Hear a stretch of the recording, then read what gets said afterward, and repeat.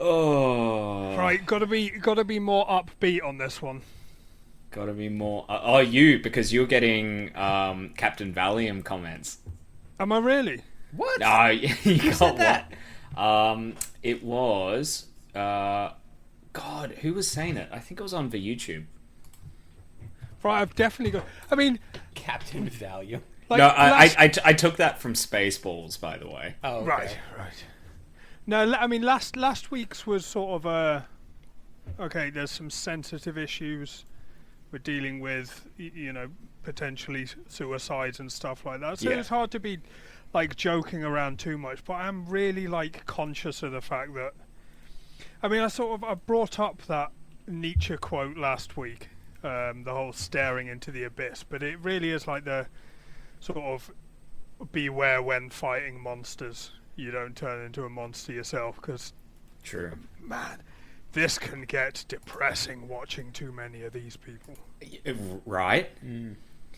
Speaking of, we did get a comment from Zach Phoenix. So he was coming back from PP Nick saying he was some kind of rich boy. Right. Yeah. And he was saying, basically, I had investments in high school and college, and when I got a full ride scholarship, I cashed out. That sounds like something a, trust fund kid would say. Yeah, I don't understand why, like, the trust fund kids just say, yeah, I'm a trust fund kid. There's, like, no shame in it. Like, you have an advantage in life, okay?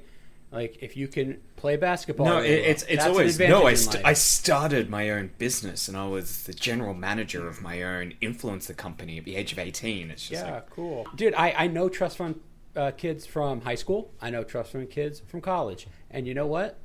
They run the gamut. One of them actually took over his dad's business and is doing very well. The problem is he has to stay in the area we grew up in, but that's his choice. And the other one is just like his dad just pays off his credit card at the end of the month. He has never had a job, and he's like 6 or 7 years older. 2 or 3 years older than me, and Jesus, he's never really? worked. But he lives in the best part of town. He has a big apartment. He has maids that come over and clean his place. He has. Last time I talked to him, he had an M5 BMW. Okay, great, but he's never held a job. Yeah, he'd be the full Billy Madison style if he actually had to properly take over a company. Yeah, that's exactly right. And he always says, "Oh, I'm a real estate developer. I want to develop real estate." But the thing is, he's never bought any land. He's never hired any engineers. Like you could do it. He actually has the capital, via his father to make something small happen, like build a 10-home neighborhood. Yeah, And there's tons of land in Texas. and just manage a small plot. Well, that's what I'm saying. Just buy like a few, like, I don't know, a dozen acres or something like that and build like some really nice homes. They have the capital. He and his dad have the capital to do it. They just need to like do it. And he's, 40, 1, 2 or something like that. Never done it. So I don't know what the holdup is. Yeah, the holdup is he likes to drink 6 nights a week, and that's it. That's who Canada Gin should have been complaining about privilege to. Not striking. Yeah. But those people are Municipal few and far workers. between. I only know 2. Like, so anecdotally, Yeah. of all the people I know, only 2. Yeah. But I mean, Canada Gin, privileged enough to live in one of the most expensive countries on the planet. Canada. She doesn't live here. man, she might be in. Saudi. Yeah, I doubt it. She's not in the Emirates. She's not in her favorite country, which her finger would magically touch every time she spanned a globe. Just, the magical powers of the compelling mysticism that Wahhabism actually brings to you. I was going to make a Wahhabism joke. You beat me to it. But Nice. Isn't that what they put inside sushi? Close. This is the King of Kanto, episode 45. Episodo Yanjugoban, ne?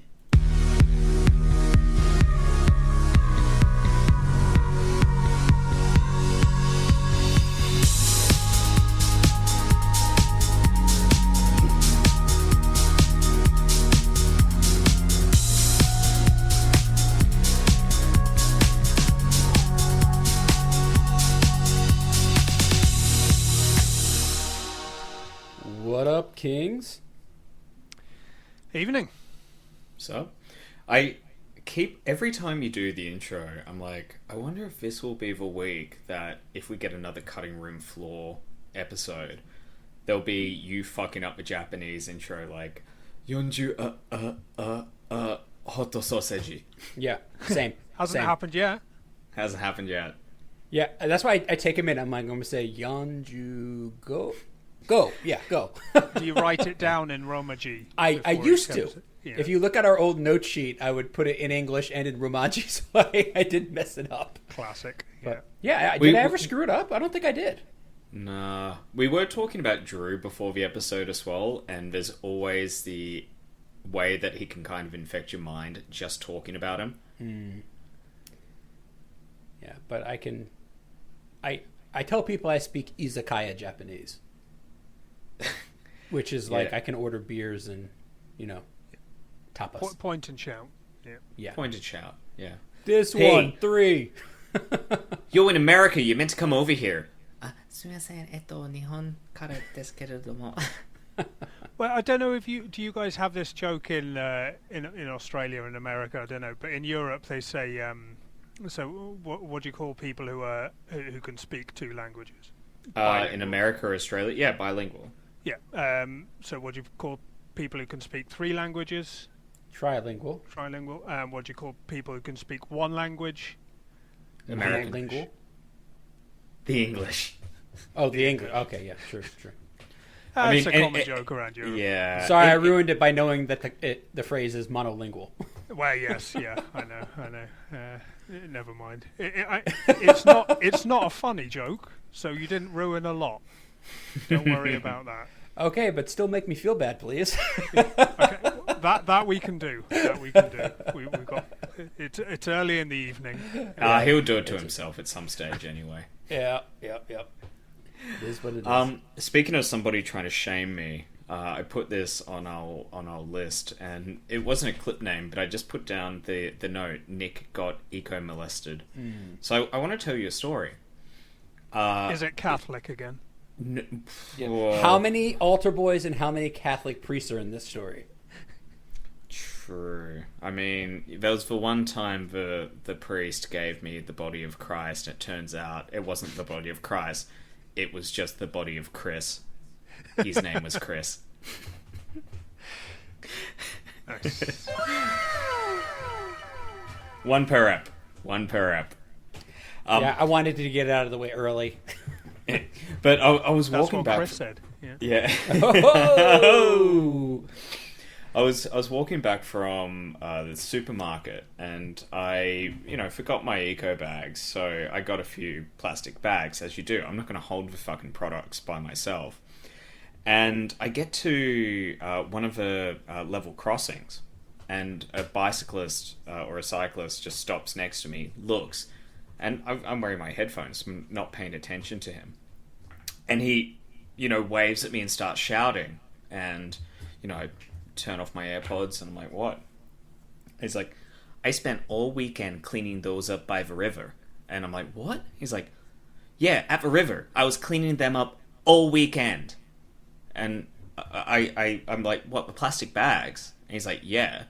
I'm like, I've never had a white guy say this to me in Japan, so all I could respond with was, I will stop dumping them in the river, I'm sorry.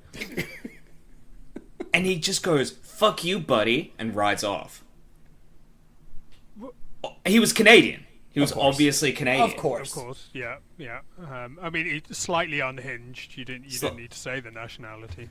Very, very unhinged, but I'm just there, and there's other people around me, and all I can think is, are you doing this to the Japanese people as well? Or you just had such an eco-boner that you looked for the first white guy holding a plastic bag to eco-molest? But if he spent all weekend cleaning up by the river, I'm assuming he probably only got 3 bags, because he must have walked about 24 kilometers in between each bag. Because Right. there's barely any. I mean, I don't know. We've got a lot of canals around, say, Birmingham, in the UK. Plastic bags everywhere. I mean, you spend 24 hours over the weekend cleaning up there, and you probably only do about 10 meters squared. Yeah. Wow. Japan, there's barely anything. What's he going on about? I also don't particularly live close to a river, so I'm just like, what river? What are you talking about? Not river. The river. But it's just everything about him. He kind of had that smug sense of self-satisfaction. He's on his, push bike. He looks at the first white guy and is like, oh boy, I can't wait to do this. Well, and then he acts offended when I. What it was though? Is that he probably couldn't speak Japanese, so there was no one else that he could tell that he had done this good deed. He had to tell someone. So the only way that he could tell you without it sounding really mental was to have a go at you for it.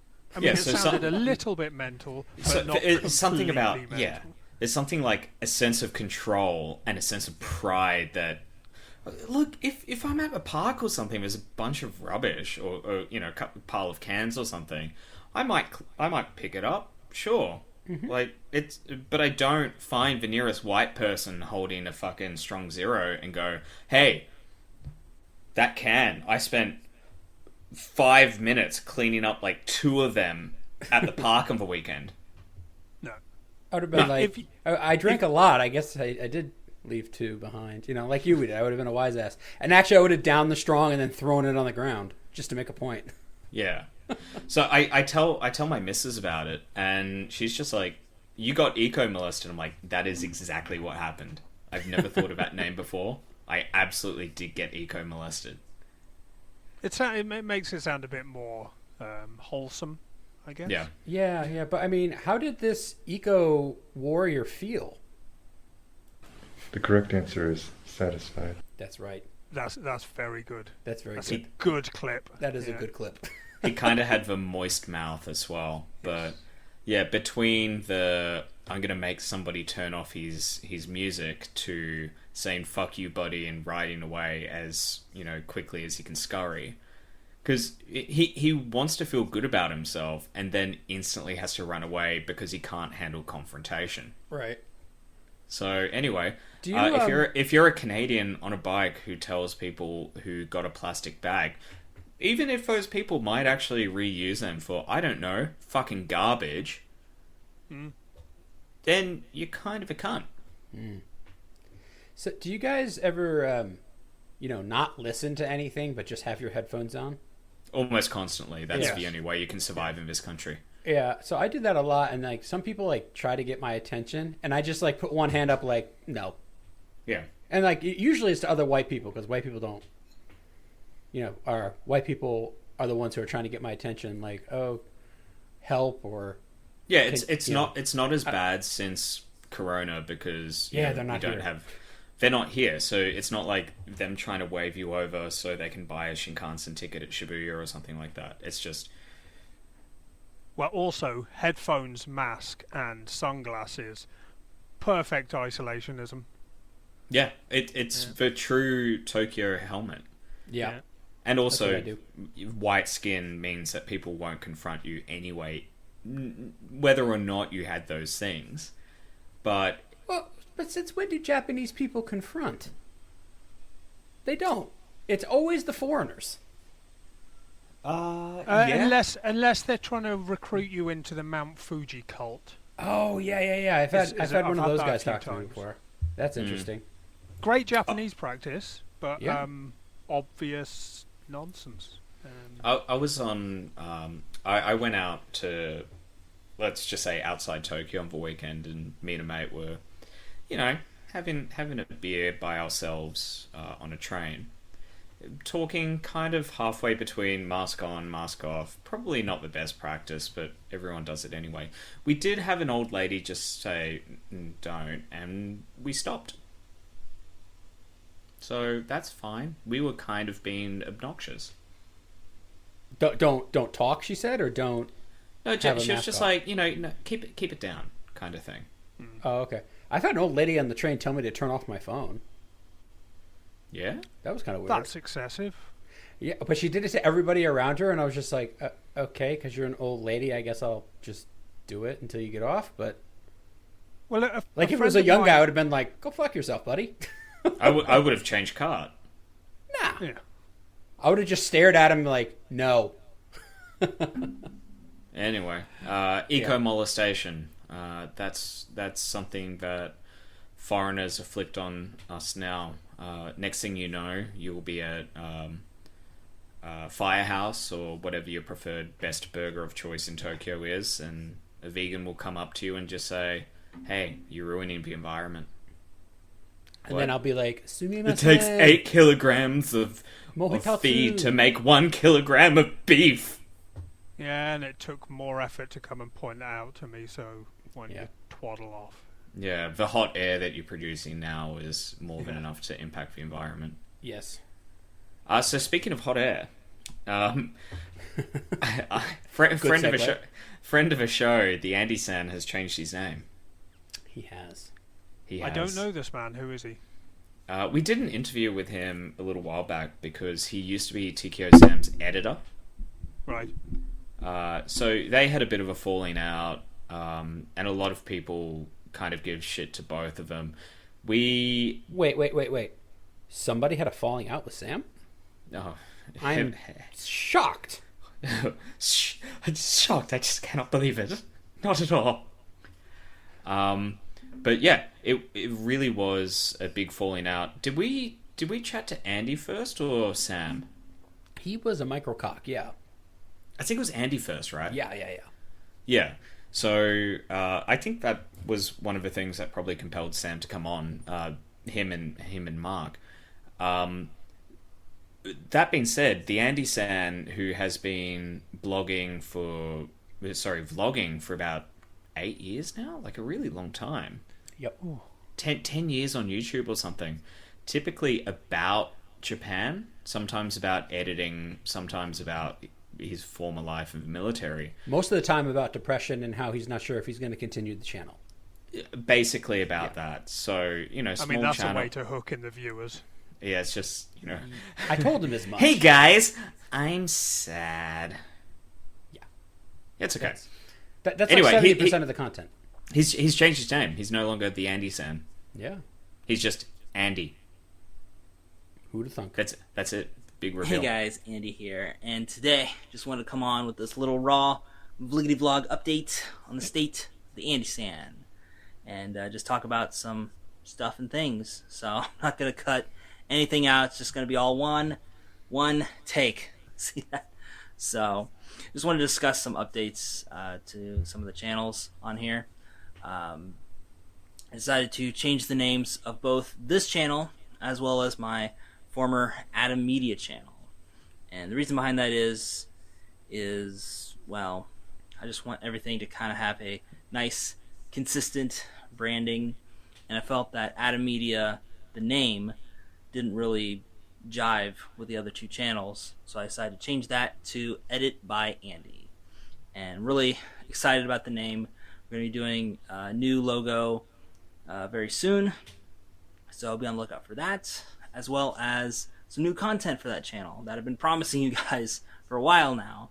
Anyway, that's a big reveal. He's just Andy now. He's removed. No one cared when Prince changed his name, and he was massive. Yeah, but you can pronounce Andy. I can pronounce Prince as well. Well, no, he was the artist formerly known as Prince, because you couldn't pronounce that symbol. That's true. Technically, that is known as the love symbol. So, that's how to pronounce it. There are a few symbols involved, but he was still Prince, and it has been 5 years since his death, and it is a pain that stays with me every day. Yeah, sorry to have brought it up, Nick. I know. We can take a few minutes and... I just need to cheer up by watching a Viggity-vlog. Yeah, a Viggity-vlog, yeah. But honestly, I kind of feel jealous of Prince because he died in his own elevator. I don't own an elevator. But you know what? If I did, that's where I would like to expire. Because then everybody would be like, oh man, did you hear what happened to Jay, the King of Kanto? He died in the elevator he fucking owned. Yeah. That's not bad. Best celebrity death, do you think then, Jay? Harambe. Harambe. Ooh. Yeah. Same year, 2016. I was just going to say, in terms of owning your own elevator, maybe you can on a smaller scale. I know you live in an apartment building and you're slightly high up, so maybe the effort of having to secure Uber Eats is too much. Might I suggest a bucket and pulley system? Well, I don't want to die by the contents of the bucket and pulley system. I want to die in a self-contained electrical machine that literally takes me from the first to second floor of my own house. Also, I think the bucket machine is patented. Ah, that's right. Yeah, I think there's quite strict legalities on that one. Yeah. But guys, I've seen the window. Sorry to be a bearer of bad news, but yeah, I've seen the window. Like the window where the bucket window. That's right. Hot damn. So Mark and I were hanging out, and he was telling me. Yeah, you're on his Twitch stream, weren't you? Yeah. So I was like, "Wait a minute, why does this look familiar?" And he goes, "That's the window," and I'm like, "This is the bucket window?" He goes, "Yeah," and I'm like, "Dude, it's like 7 stairs down to the first floor." So it must have been a lot of rope. No, not at all. I mean, it was the 7 floor. stairs, not 7 flights of stairs. 7 stairs. like 7 actual steps. And he had a bucket. What was the process? Did I don't TK know. Sam actually like text for you? Mark can probably tell us. But hold on, I asked Mark. I said, "Please tell me you still have the bucket." And he said, "No, that's something he took with him when he left." Yeah, family heirloom now. I know, right? That's getting given to if the he grandkids. had the bucket, we could write KOK on it and award it to our inevitable King of Kanto. Yeah, that could based be the on trophy. votes. Yeah, just bucket helmet. You're the King of Kanto. You may wear the bucket. The bucket. Yes. If inanimate objects could talk, what would this bucket say? What would it mix say? Please clean me of grease. Yeah, but I've seen the window. Right. I'm impressed. I do want to know what the process was. Whether you had to actually text the Uber drivers, like, put it in the bucket. Like, what is the process? The thought process with the Uber Eats delivery people. It's just like, what do you mean for bucket? It's just like, no, you'll see a bucket with a rope. It's fine. What's the Silence of the Lambs quote? It puts the lotion on its skin, or else it gets the horse again. Okay, yes, precious, the horse. Put the fucking chicken in the basket. Oh, in the basket. Yeah, that's what it is. Yeah. Buffalo Bill. Buffalo Sam. Reminds me of my brother. Buffalo Wing Sam. Yeah. Hey, I did have an extra Andy clip. I want to see Yes. if you actually dragged that up. I did. I think it was from the same video. It was. Same? It doesn't matter. It was somewhere. And speaking of tasty treats, this pawn is not getting eaten as I'm talking. So, as I've been saying earlier, pan getto. So I'm just kind of eyeing this thing. I'm like, Oh man. Great. They're the Combini boys. They're the Combini boys. They're the Combini boys. So that was actually all one clip. I just put a 3-second pause for you to start speaking, and then it kick in. Pan getto. You know why we tell people not to eat on streams? Because of fucking crinkling. All products in this country are covered in about 17 layers of plastic. Yeah, if you want to get eco-molested, talk to the convenience store people. Holy cow. Bag within a bag. Yeah. Bagception. I know. Copy of a copy of a copy of a copy. So Wife Chan loves these cookies. They're called you're gonna get in trouble for saying Wife Chan. You haven't done that for a while. That's how we agreed we would refer to my spouse. Yeah, but Wife Chan, she loves these cookies. Country Ma'am. Are you guys familiar? I am not. So they come with it's like they have regular cookies and chocolate cookies, right? Yeah. And it comes. They come with regular cookies or chocolate cookies. I come with not much effort. Anyway, back to the cookies. That could probably go. Yeah. So there's a big bag, and it's like, yeah, there are 32 cookies in here, 16, regular, 16 chocolate. So okay, great. So you open the bag, and guess what? Individually fucking wrapped. Individually wrapped. I'm like, why? They're already in a bag. It's like Oreos here. It's the same thing. We have sleeves in the United States. There's like 10 Oreos to a sleeve, I guess. I don't know. I haven't had an Oreo. Yeah, but if you're sharing them, someone else might touch one of the other Oreos. I know. Can we go full Combini Boys for a second? Yeah. You know the Japanese equivalent of Pringles? It's like the star, whatever. I can't remember the name. Yeah. Open the lid, pop the top, another plastic bag that you have to unwrap and put the chips back into the cylinder. You can't. I don't understand that at all. Yeah. What? Is it more fresh? Mm. I always heard double bagging. It's a wrong move. It is too much friction. Can cause tearing. I mean, double bagging, double masking. It's all the rage these days. Okay, that was too late. Anyway, I have not seen one person double mask in this country, thankfully. Yeah, I haven't either. That's a dumb American thing. Wasn't it even Fauci saying it does fucking nothing? Yeah, he said a single mask does He nothing. said a single mask does nothing, and he's the fucking surgeon. Is he the surgeon general or just the head virologist or something? Some asshole. I don't know. But there are different journals that, especially at the start of the pandemic, there were different journals saying different things. So depending on which journal you actually read. Okay, so now the meta-analyses are that masks seem to help, but I'm not a virologist, but I'm just saying, if somebody has COVID, don't lick their throat. I mean, that is solid advice. Yeah, that's solid. That's not bad. Yeah. But you can still go outside and kayak on a river, and you don't need a mask because you're the only one there. It's the same thing. You're riding your bike on the road. Nobody is wearing masks. You go for a jog. Nobody is wearing masks because it turns out that a lot of the carbon dioxide that you're exhaling is almost, if you're wearing a mask, is almost as damaging as the COVID itself. But still, you could potentially spread it everywhere. So, what is the choice you make? Not have a mask, wear a mask, or actually wake up at a reasonable hour, which is not 5 minutes before you start working, to exercise early in the morning at the crack of dawn while there's nobody around. So, I'm at the point now where I just I take the mask with me and I put it on before I go into the store, just so I don't get yelled at or get an evil eye or something. But outside, I'm just tired of breathing through the damn thing. What is social distancing? If you're walking around at night and there's nobody around you for 100 meters, can you take it off because you're technically social distanced? I don't know. Well, supposedly when you're outside, there's enough ventilation that the masks probably don't help too much. But it's mostly just sort of an inside thing.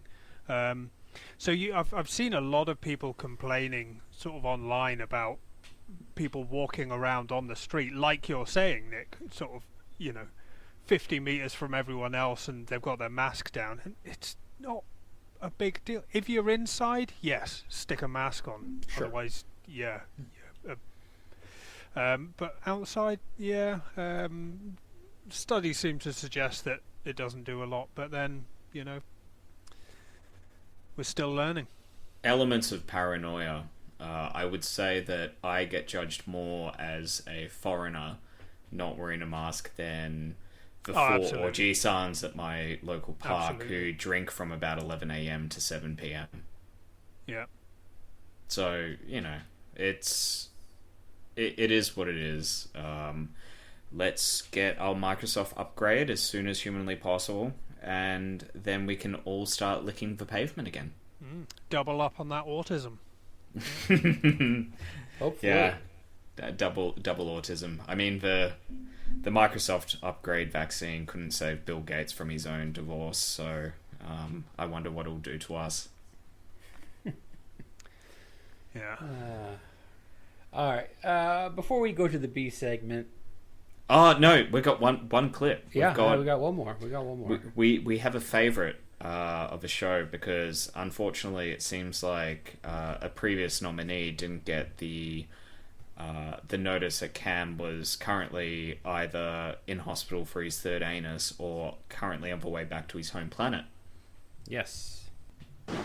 I know sometimes standing in an alley, kind of wish I had, it'd be kind of cool, if I was standing here and I had some fans standing back there holding up some signs. Right, Nick and Kim? Yay! Oh, God. Why? I don't understand why he's like, yeah, it'd be cool if I had fans back there. Right, Nick and Kim. I'm like, wait, are we your fans? We have not covered him since Sign-chan. Yeah. I'm just more disappointed by the obvious omission. I mean, that's a blatant slap in the face from Tokyo Drew there. Saitama Drew. You know Yeah, what would it be was. you know what would be funnier is if the next time Drew says this, he says, "Right, Nick and Greg." Yeah, and I'm just Still chopped not there. liver over here, guys. I said something, I said something on episode 3. I was like, what the fuck? There's 3 people. Episode 2. Now, he was episode 2, and then he reacted to it, and we talked about the next episode. The in Daniel episode 3. Lord episode, Yeah. yeah. But my thought was, people standing back with signs. What signs are we going to hold? Fucking no photography signs? Yes, yes, yes. That's right. That's the one thing. We would just be there with like Sign-chan signs because I'm not a God-believing man. Much to the chagrin of Priest Benedict. And Benedict. Only one, that's 2. And Benedict, he did. But the difference is, That's Nick, why you're only allowed one an episode. hold on. The difference is, Nick, usually altar boys don't initiate. I have to say, I was just looking like a sweet treat. All right. Just for the audience, I need to specify that we don't actually believe that rape in the Catholic Church is funny. It is an institutional issue that is hopefully going to be addressed by the world governments. In Australia, unfortunately, we did not get to that stage, but hopefully one day we can get together and fight this institutional pedophilia. Only on a live stream. There you go. We took that serious. However, we do agree that Nick was a sweet treat. Was? Was. You're definitely not now, Nicholas. Yeah. All right. Let's roll into the B segment if we could. Yeah, it's time to start talking about teachers again because one time wasn't enough. Is it only once before? I feel like we talk about it way too often. Yeah, But it's the overarching thing that brings every foreigner in Japan together, I feel. because so many are teaching. Yeah. Yeah, I feel like a real odd one out that I never have done. However, I am married to a teacher, so... True. Oh, there you go. You got some connection to it. Exactly. I bet it's really rare somebody comes over here and never teaches and is not affiliated with anybody who teaches. Or I know a few. Yeah. I mean, if you I'm are saying that it's gotta be person, rare. phone in. Yeah. Yeah. Phone in to brag. Yes. Yes. Eel boob. Yeah. So, okay. The focus of today's show, we're calling it the JET program, and I noticed how you spelled program wrong with an extra me at the end, but That's you guys how are it's Commonwealth. That's actually how the program is spelt in this country. I don't know so why. wrong. Fine. Look. I understand there are variations of English, but Americans have this weird power of making things that didn't originate in America American. That includes the English language. You mean the American language? Nope, the English language. Yeah, It's ours now. Too Okay. bad. All right. Fine. All right. Fine. But yes, so the JET program, which I have zero experience with. I was not a JET. I don't think any of us You were were a Jets. shark. Yeah, the Jets and the Sharks, right? Yeah. There we go. I wasn't a shark that either. was American. Come on, man. Yeah, I'm not into musicals, so. But Far too alpha for that sort of thing. that's right. Yes. So the JET program. Our clips are about teaching in general, but I guess we have a few folks who are on the JET program, right? Yeah, so I managed to sneak in like a warm kitten to some of these Facebook groups. Yes. There's groups like Jet Help Me and Jet Program Memes, and if somebody calls a group Jet Program Memes, you know that it is just filled with the highest brain capacity that the program can offer. It's going to be the cream. Memes about not working. Memes about not being able to turn on your washing machine. Memes about moving out for the first time at 23 and not knowing how to pay your taxes. But no, it's none of that. It's even worse. Actually, I might sprinkle these throughout the episode, but my first one over here was in Jet Program Memes for Facebook group. No reaction image. But I just had my school's home EC teacher, 60-year-old Japanese lady, ask if I knew about the bombings in Nagasaki, as if I'm not from the country that literally dropped the bombs. It's like Japan's Four Seasons, but 1,000,000,000 times worse. That is the joke. That's it, huh? That was it. They just... Well, she knew she was educated in the United States, so maybe she didn't know about it. She's edging in some way. Okay. Yeah, Yep. I mean, I'm really trying to stay enthusiastic here, Nick, and you are feeding me. I mean, it's not quite as bad as the Nagasaki bomb, but you are feeding me some real ammunition here. Yeah, I know. How about this one? I have a bit of a dilemma, and I hope somebody could shed some light, and even just speak about something similar happening to them. So I won't be moving into my predecessor's apartment. That's the other thing as well. They always move into each other's apartments. Anyway, because it's quite big and expensive. So I opted for finding a new one with my supervisor. Long story short, we couldn't get them to agree to put the contract in my name, so now it's the responsibility of my school. But I would just be living there. Now here's the bomb drop. It's going to cost me nearly 300,000 yen to move in with all of the hidden costs. I had no warning, no nothing, that it was going to cost this much, and I was freaking out. My supervisor basically told me as well that I just have to pay it, and if it was too expensive, I should have thought about it before I picked the apartment. But I didn't know! Okay, I can kind of get what she's talking about. Okay, so it's a bit daft not to have done any research about what the moving in costs. And Yeah, the everything Shiki are. can and they can. Mm-hmm. Yeah, but I don't know if you guys have had this same experience. How difficult it is to get information from Japanese people on the whole.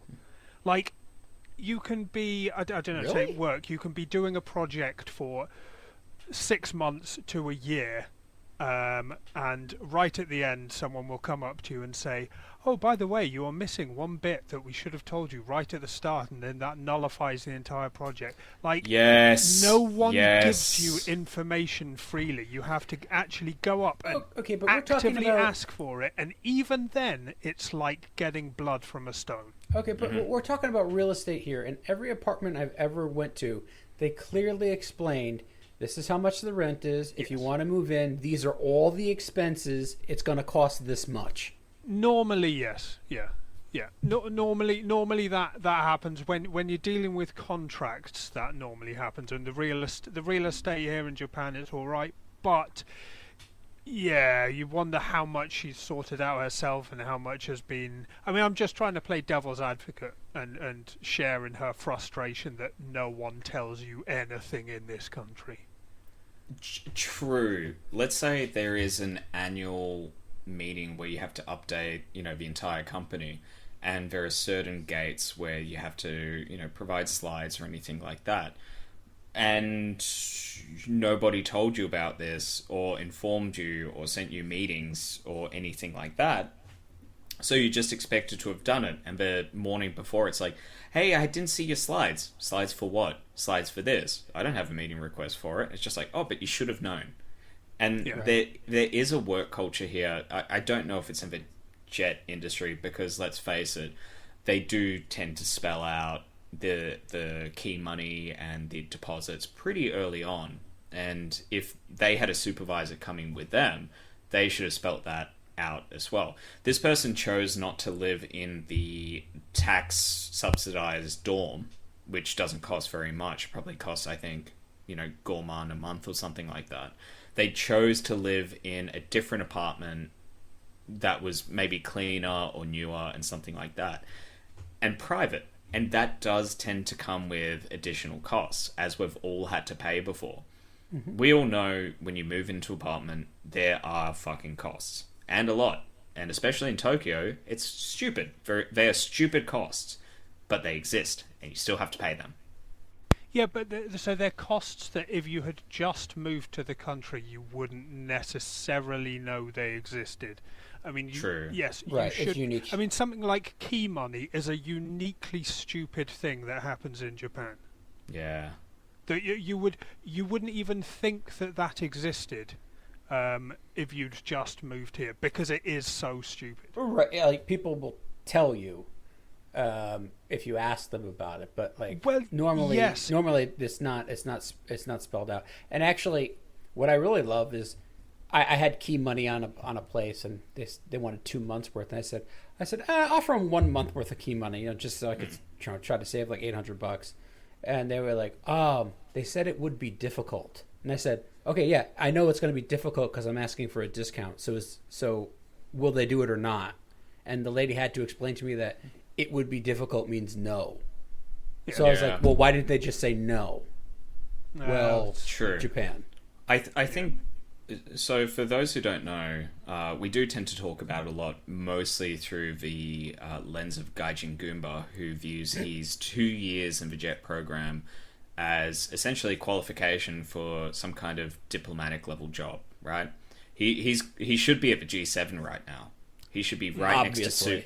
He should be next to Suga right now, saying, "Look, unless you nail this ninja star right in the heart of that tree over there, Prime Minister Suga just won't talk to you and agree to this trade deal. You don't know Japan the way that I do.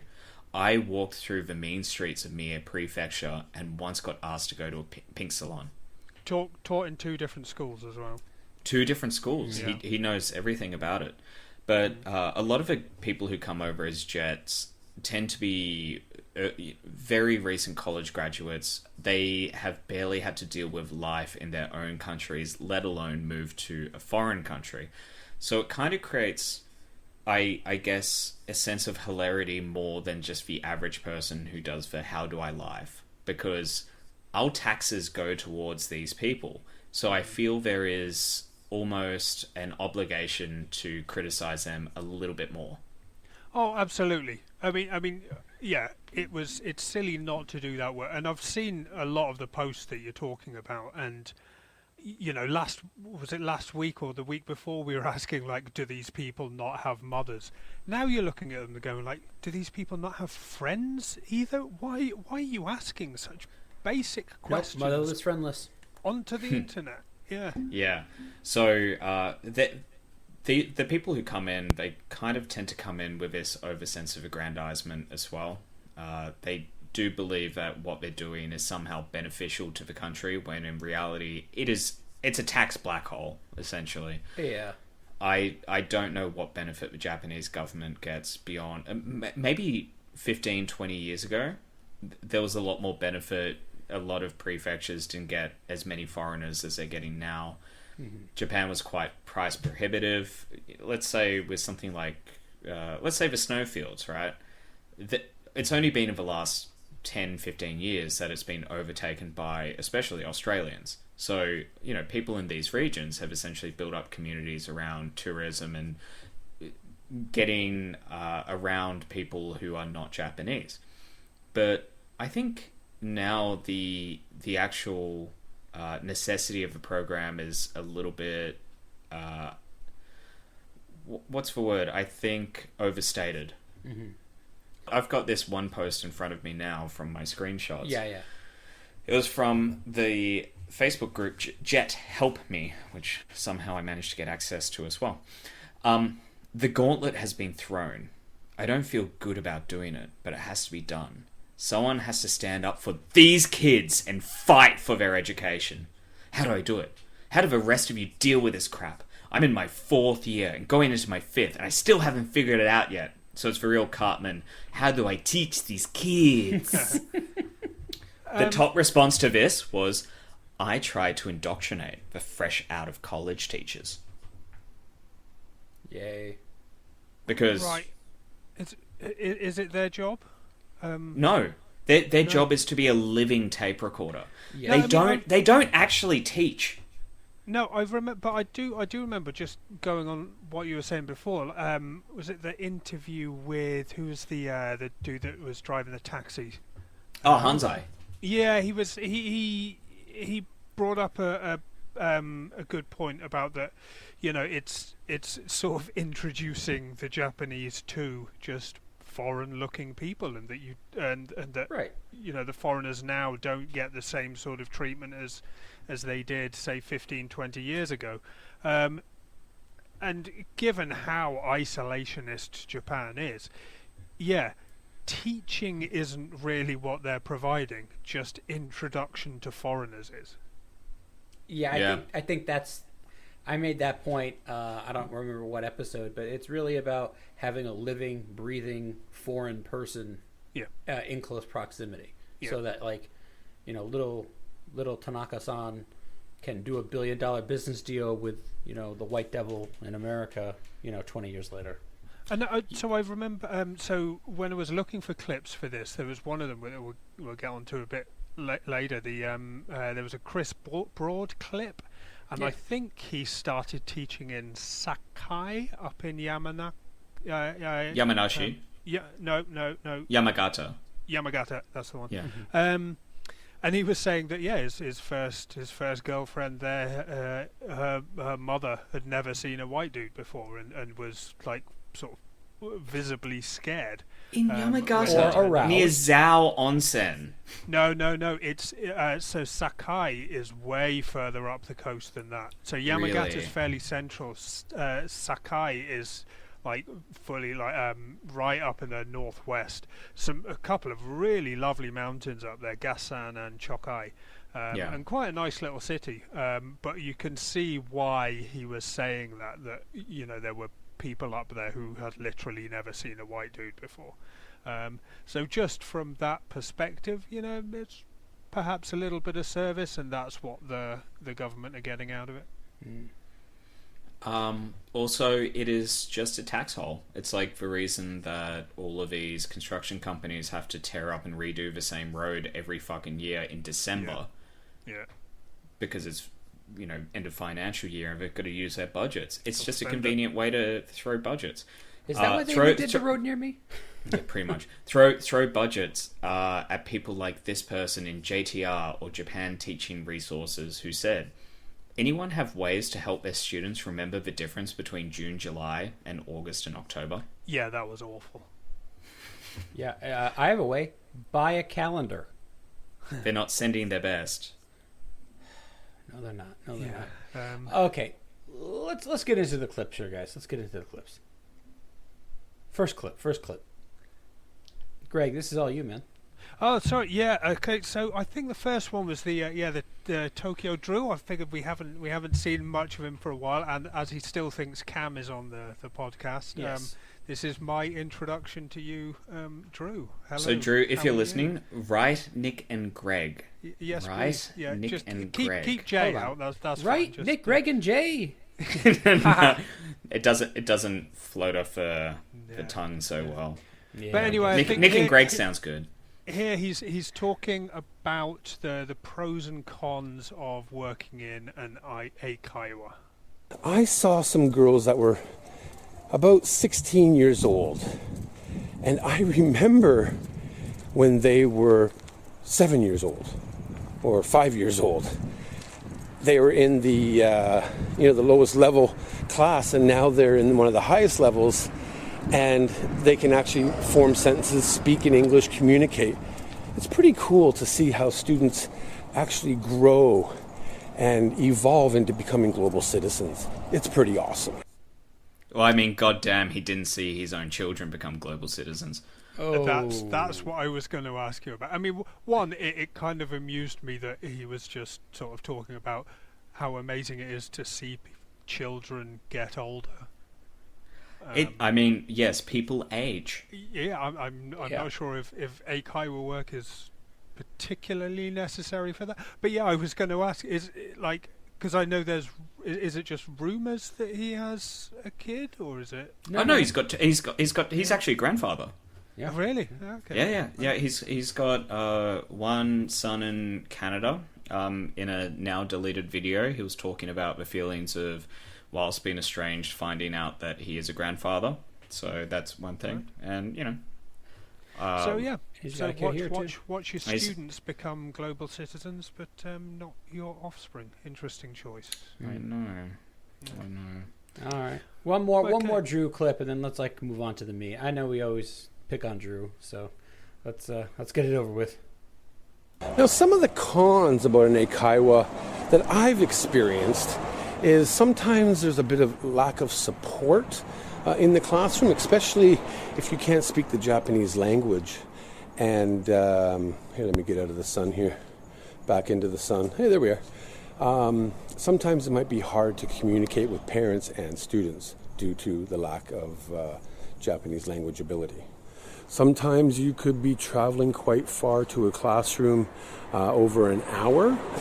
It could cost, $25-30 for that day, but you do get the money back.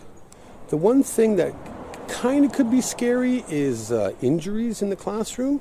If you have a bunch of rowdy kids and somebody hurts themselves, you're trained to take care of it, but sometimes it might go a little bit wonky, so that could throw it off just a little bit. Isn't that the weirdest set of cons to work at a school? Yeah. Hold on, weird cons. You have to travel. I mean, Well, I'll go. You have I'll to go through. travel.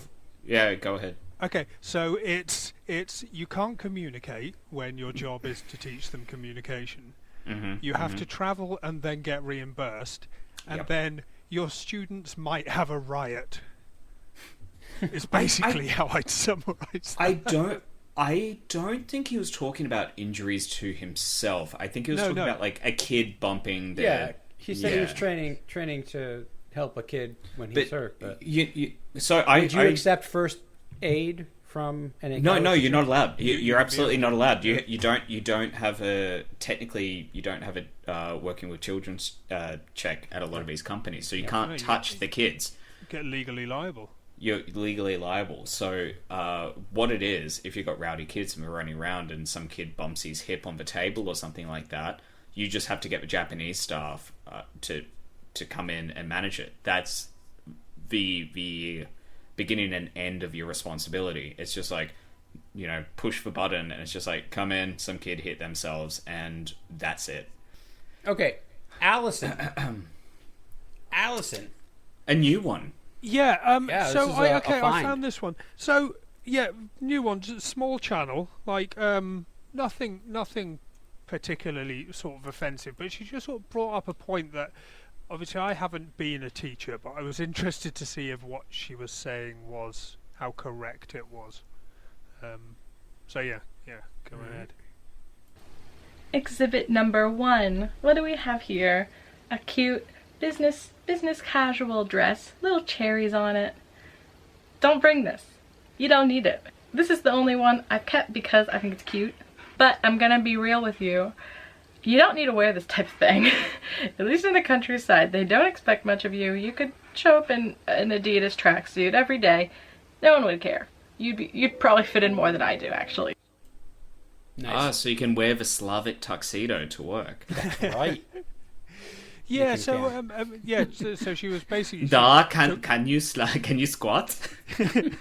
No chairs, just squat. That's why you're not allowed to wear the dress, because I think too much would be on show. Yep. But yeah, like she basically spent a video sort of explaining what you could and couldn't wear, and knowing how pernickety the Japanese can be about uniforms, I was just wondering what your take on that was. Are Japanese schools actually like really finicky? Well, Like I don't know. I see kids all the time with several buttons down. I don't know, maybe they changed in the classroom and they just kind of go all rebellious after school. Again, I've never actually been within a Japanese proper school, so I wouldn't know.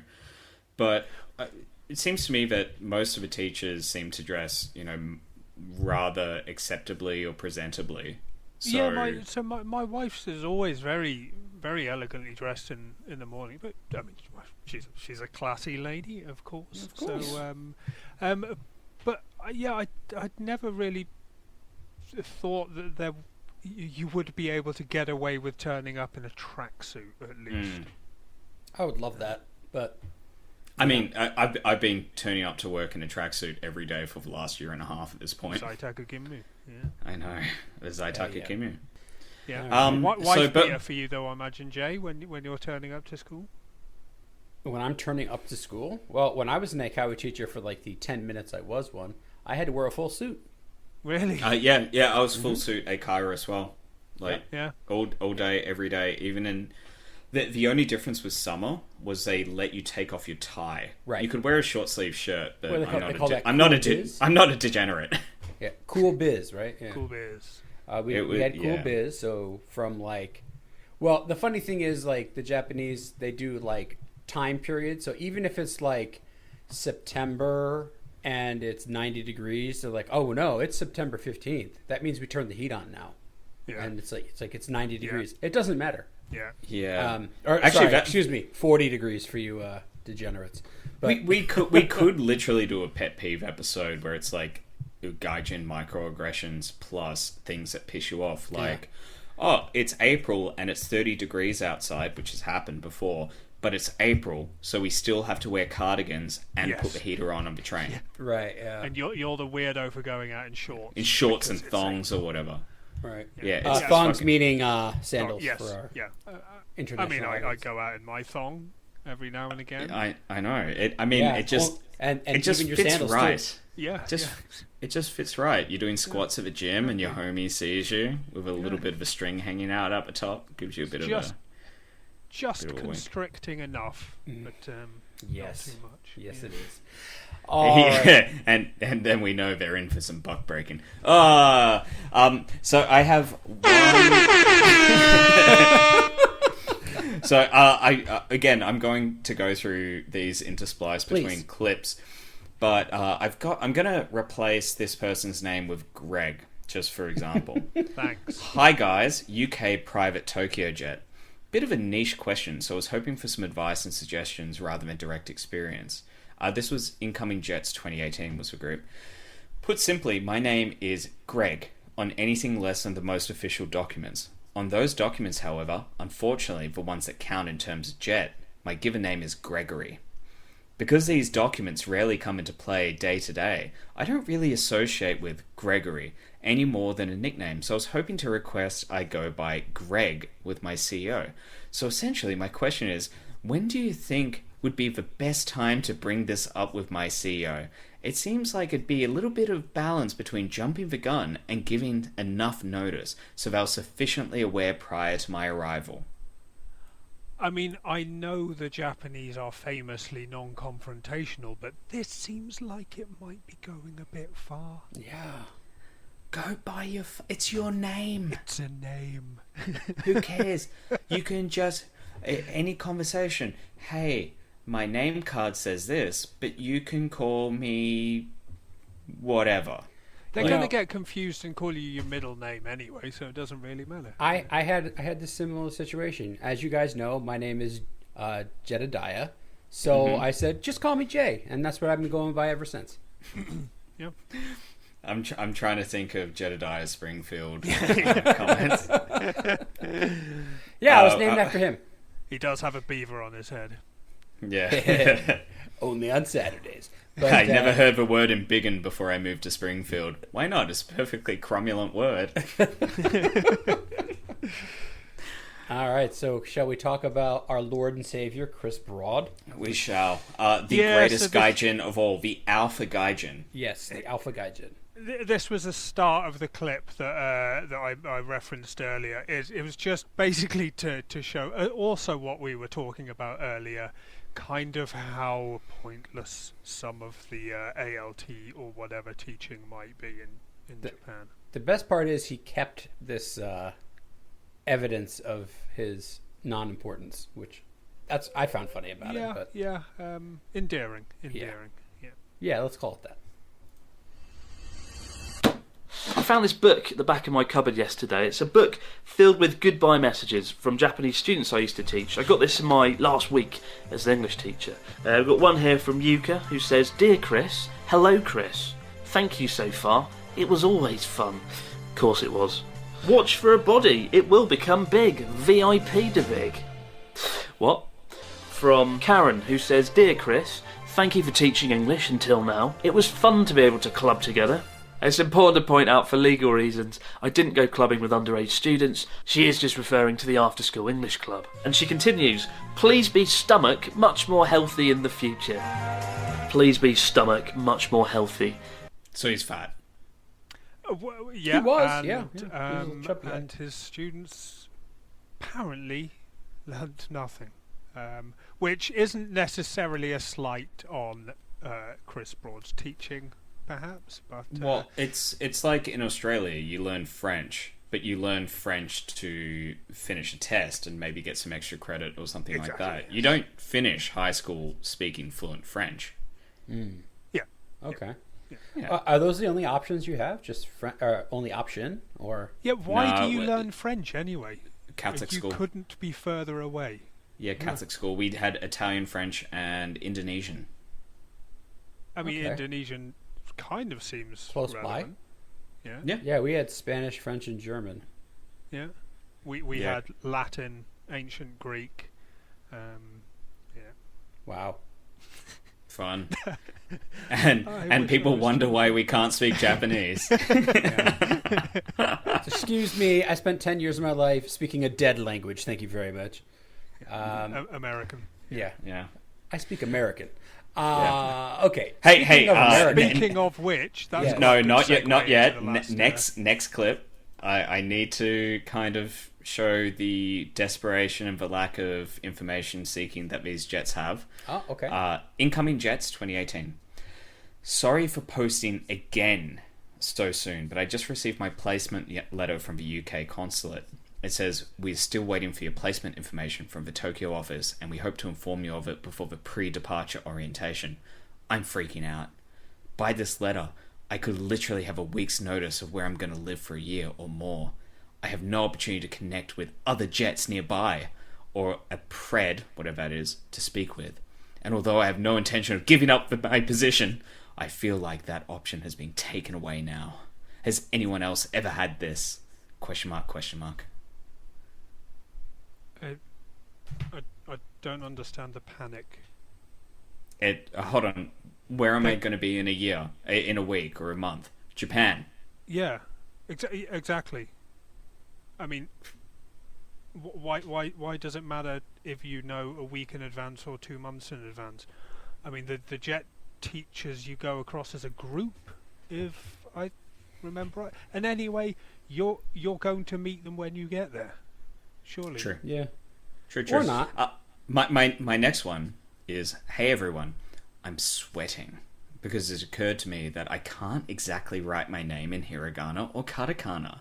The closest I can get is Ramaji whatever, or whatever similar to their name. And let's say Niku or Niku.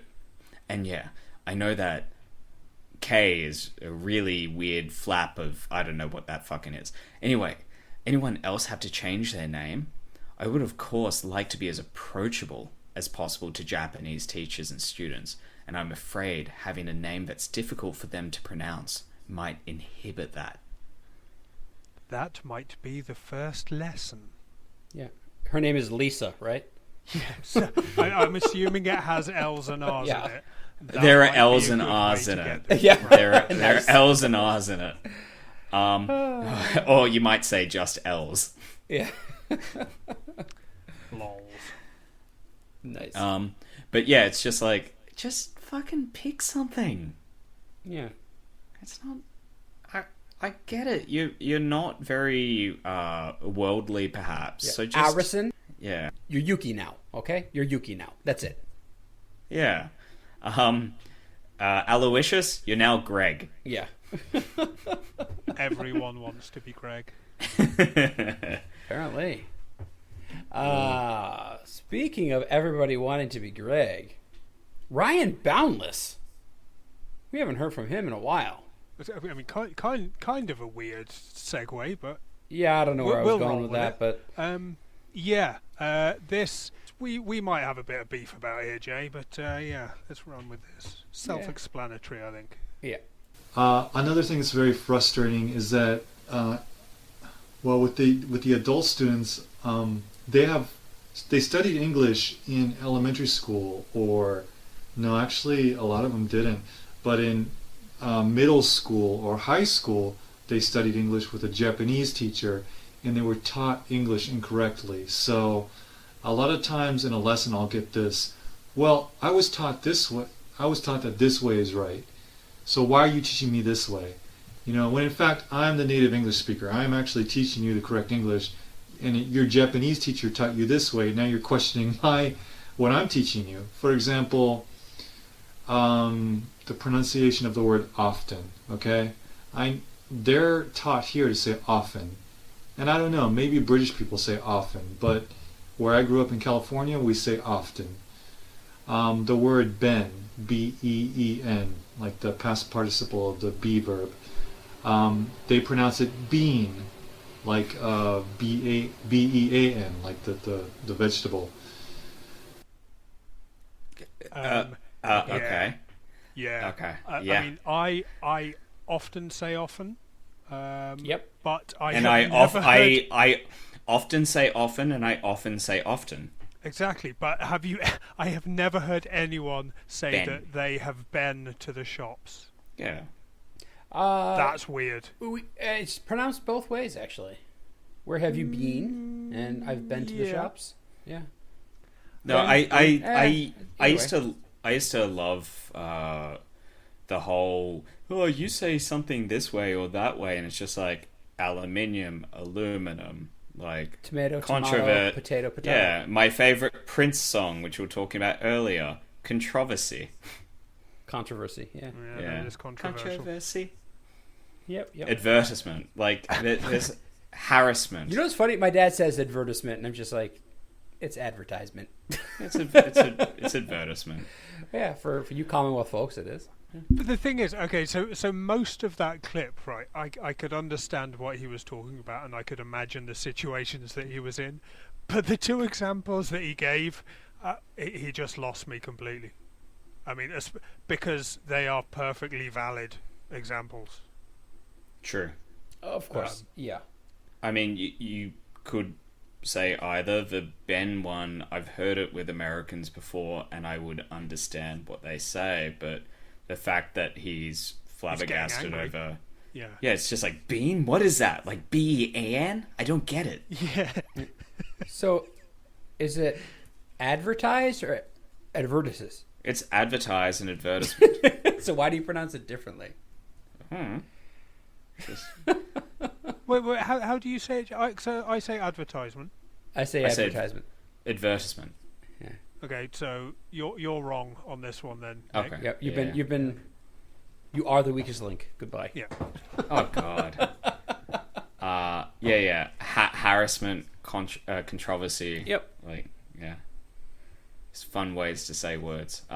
So just to kind of not even segue, just to kind of go back to my cyber sleuthing of these Jet Facebook groups, I got in my hot hands a list of orientation achievements. Oh yes, I was hoping you'd talk about this one. So when the Jets are going through orientation and they're getting tax paid everything, which pisses me off because I saw on JCJ recently, they were commenting on the recent influx of Jets, and a bunch of them were complaining about the panko they received with bento having the tails on them. It's just like, you fucking assholes. We paid for you. Eat your fucking fishtail. Fucking assholes. Calm down, Canada, Jim. You privileged. Shit, I should have that as a soundboard. Yeah. wait, I'll do it now. So we have 3 classes of achievements, like, you know, Xbox achievements kind of thing. So on the red side, there's a goblet with aka on it. It says, looking good. Complimented somebody on their outfit. Pushing boundaries. Found and talked to a jet from a different country. Are you sure that's edible? Tried something you've never eaten before. BBFs. Breakfast buddies forever. Sat with somebody you didn't know at breakfast. You're in the know. Followed this certain jet group or on Twitter or on Facebook. Now you have access to news for you, by you, anytime. So on the middle level, we had blue. ET-san, phone home. Contacted somebody from home within the first 48 hours to let them know that you're okay. How do I even? Helped a fellow jet in need. Directions, deodorant, and pens. Oh my. I think the deodorant point is really apt. I hope that was checked by a lot, but I fear that it might not have been. But you're reading this list, and I'm thinking you've just... It's infantilizing. This is like kindergarten. Well, also, you've just got to a new country. There's so many exciting things that you can do and get out and see and have a look at. And all of those sounded incredibly awful. Well, the great thing is, I'm not done yet. Oh, please keep going, Nick. So on the blue sign, achievement, work at baby. Networked with jets outside of your prefecture with a memorable picture or a new LinkedIn friendship. LinkedIn friendship. Okay, that's not an oxymoron or anything. Hello, my friend. On the green side, so these are the top level accomplishments. Gochi-so-sama deshita. Went out for a walk around Shinjuku. Turn to this page for a map of nearby sites. It pays to pay attention. Spoke to one of the leaders of the different seminars and speak to them and ask them questions or volunteer when asked. And the last one, the photo is a little bit weird, but it just says, like a son, you're a shining example of a proactive jet. You went a step further and amazed your future co-workers by designating your first assignment with your writing your first lesson. You've got this. You privileged!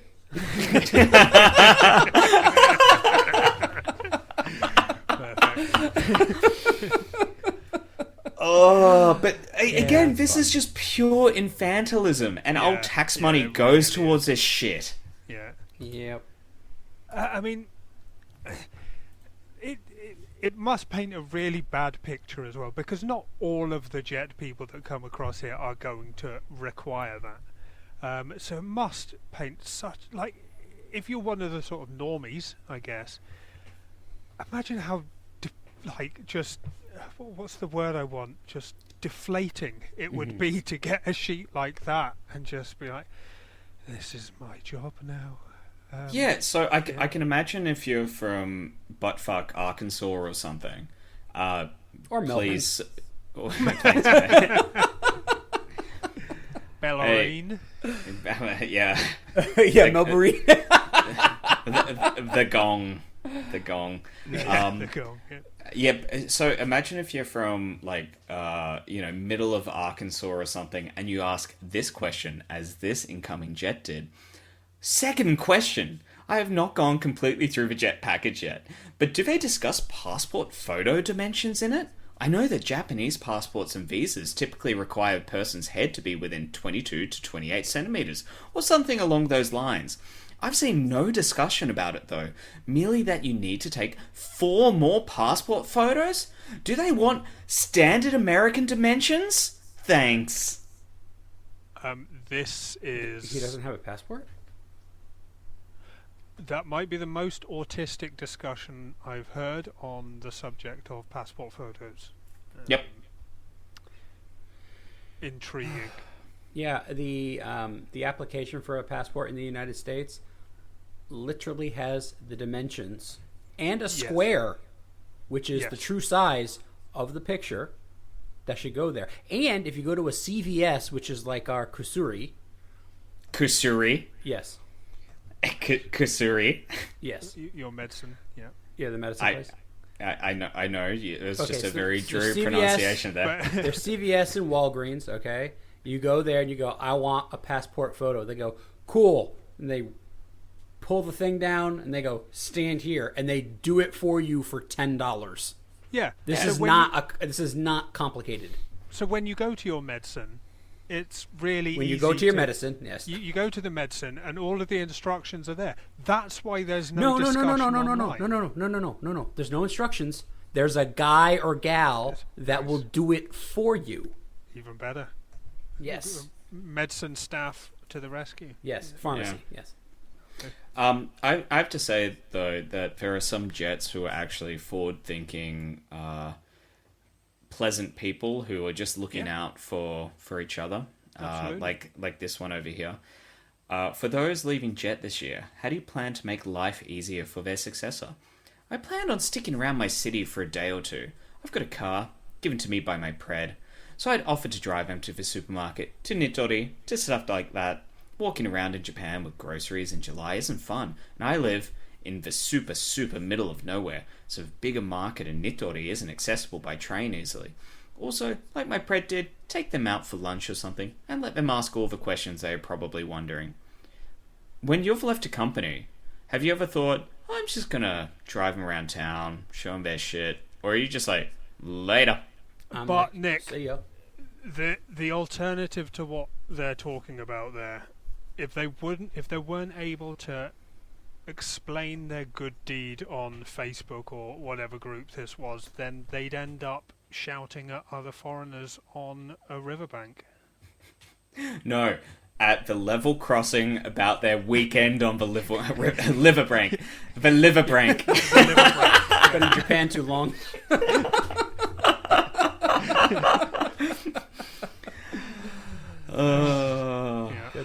Good stuff. All right, guys, we've been going for quite a while here. Let's wrap up. Okay, so the JET program, don't come. Conclusion? Yeah, agreed by all. Yeah, that's fair. Yeah. Okay. Don't waste my fucking tax money. Yeah. Eat the fishtail. Okay. KingofKanto.com. This is the final stretch. This is the final countdown. This is it. I'm literally going to close this soon. Like, when I next think about it. Vote, upper right-hand corner, for the King of Kanto Season 1. Do it. King of Kanto Pod 1 on Twitter. King of Kanto Podcast on Instagram. You'll see the thumbnail. We're there every week. Drop us a line, kingofkantopodcast@gmail.com.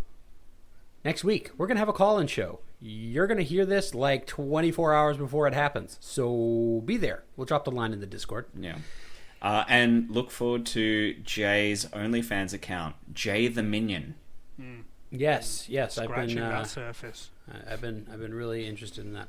Last but not least, let's all say hello to our Patreons. It's in the $1 tier. We have 5am Matsuya, Chomps McGill, Chris A, UK, Goblet Slayer, FDG, Fun Kilo, at I'm Kilo, Gaijin Cool, Gay Elliot Roger, Hilsey, Hugh James, Joe Murdoch, Johanna, Jonathan R, Luke, MJ Worldwide, Nicholas Watson, Ono Michigai 1, Shrimp on the Bobby, That Lithuanian, Yasamito, and Young Greg. In the $5 tier, we have Cool Kids Drink Can Chardonnay, Il Boob, King Ghidorah 7000, and Ninjaru 88. Thank you for your support, everybody. We really appreciate it. Greg, Nick, anything else? All good from me, Jay. All good from me. All right. All good and that's from all we me. need. All right. Good night, everybody. Taxation is theft. Don't give it to the JET program.